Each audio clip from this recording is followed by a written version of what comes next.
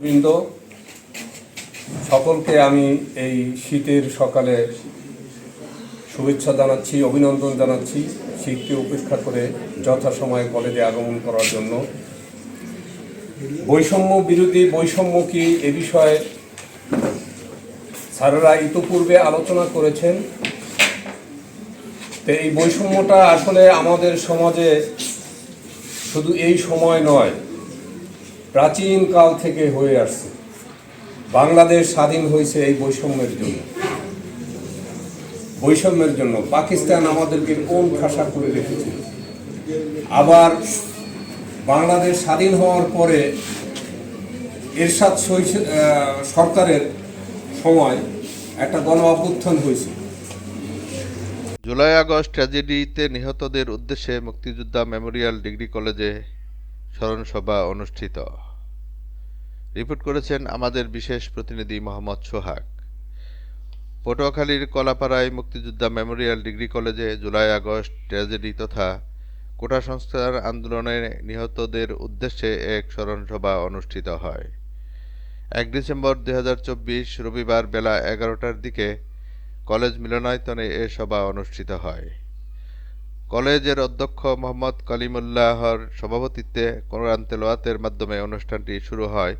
পরে শহীদদের স্মরণে দাঁড়িয়ে 1 মিনিট নীরবতা পালন করা হয়।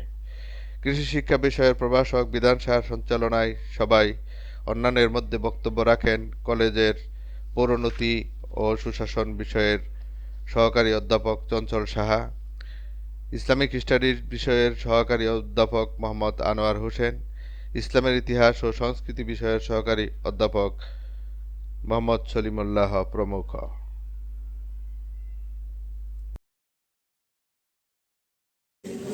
এখানে বৈষম্যটা ছিল কি, বাংলাদেশে যারা মেধাবী স্টুডেন্ট রয়েছে সবারই তো ইচ্ছা যে আমরা পড়াশোনা করে একটা ভালো চাকরি নেব, এটাই কিন্তু স্টুডেন্টদের একটা প্রত্যাশা থাকে।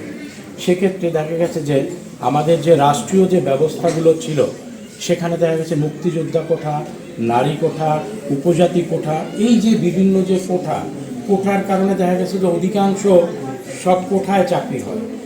এরপর দেখা গেছে সেক্ষেত্রে দেখা গেছে অনেক যারা মেধাবী তারা কিন্তু কি সেই প্রতিযোগিতায় টিকছে না। স্বাভাবিক কারণে তোমরা যদি খোঁজ নাও দেখবা যে অনেকে কিন্তু কি এক ধরনের অভিমান করে বিদেশে পাড়ি জমিয়েছে যে দেশেই থাকবে। কেন? তারা পড়াশোনা করে ভালো স্টুডেন্ট কিন্তু চাকরি পাচ্ছে না। এখান থেকেই কিন্তু মূলত এই জিনিসটার সৃষ্টি, যে কোটা সংস্কার আন্দোলন বা বৈষম্য বিরোধী আন্দোলন। বৈষম্যটা কি? বৈষম্য এখানেই যে মুক্তিযোদ্ধার সন্তান সে দেখা গেছে যে 25% তার চাকরি, হ্যাঁ, আবার নারী কোঠা 25% বা উপজাতি কোঠা 7%, এই করতে করতেই দেখা গেছে যে অনেকটা কোঠায় চলে গেল। তাহলে এই যে বৈষম্যগুলো, এই বৈষম্য থেকে মূলত পরিত্রাণ পাওয়ার জন্যই কিন্তু এই আন্দোলনটা।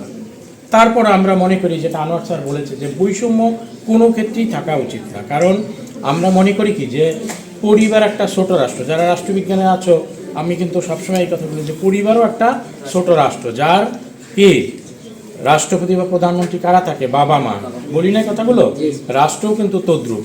পরিবারে যেমন বৈষম্য থাকা উচিত না, রাষ্ট্রের ক্ষেত্রেও সেরকম বৈষম্য থাকা উচিত না। যাই হোক, বাংলাদেশের প্রেক্ষাপটে আমরা জানি গত জুলাইতে আবু সাঈদের মতো, মানে এটা কি বলবো, আমি মনে করি যে এদের বীরশ্রেষ্ঠ উপাধি দেওয়া উচিত, যারা এই বৈষম্যর অবসান ঘটানোর জন্য নিজের জীবনকে বিসর্জন দিয়েছে।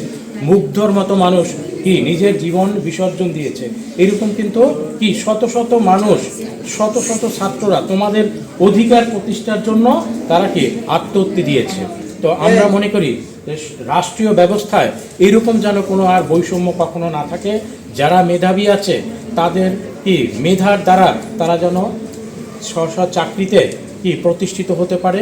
তো যাই হোক, ভবিষ্যতে তোমরা পড়াশোনা করবা, যেহেতু এখন আমরা জানি যে বৈষম্য বিরোধী ছাত্রদের অনেক ভূমিকা রয়েছে, এই ভূমিকা যাতে অব্যাহত থাকে এবং মানুষের জন্য কল্যাণকর হয়, এই বলে আমি আমার বক্তব্য শেষ করছি।